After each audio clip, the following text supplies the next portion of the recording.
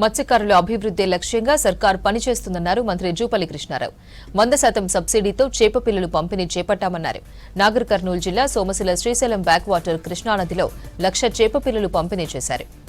అలవి వలలతో మత్స్యకారులు నష్టపోతున్నారన్నారు. జిల్లాలో 2,50,00,000 సబ్సిడీ చేప పిల్లలను పంపిణీ చేపట్టామన్నారు జూపల్లి కృష్ణారావు.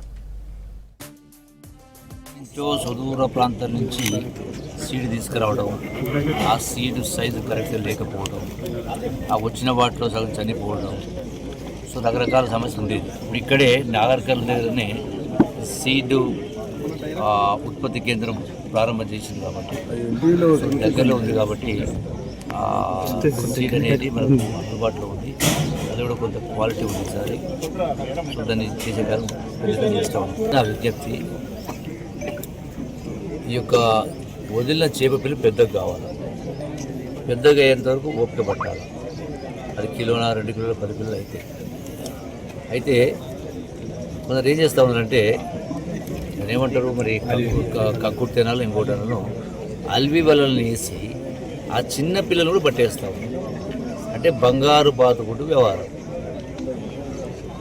బంగారు బాతు అంటే బాతు బంగారు పెట్టిందని మొత్తం ఒకటేసారి పోసేస్తే అది ఏముంటుంది. అట్లాగే ఈ చేప పిల్ల పెరిగి పెద్దగా కావాలి కాబట్టి నా విజ్ఞప్తి మొత్తం గంగపుత్ర సోదరులందరూ కూడా, ఈ చేపల వృత్తులు చేసే వాళ్ళందరూ కూడా విజ్ఞప్తి, దయచేసి పొరపాటు చేయొద్దు.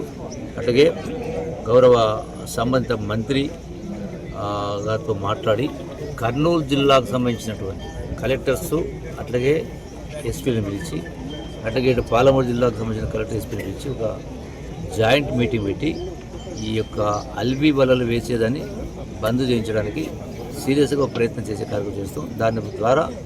దాని ద్వారా ఈ చిన్నపిల్లలు పట్టకుండా ఉంటే బెస్తవాళ్లకు ఆదాయం పెరుగుతుంది.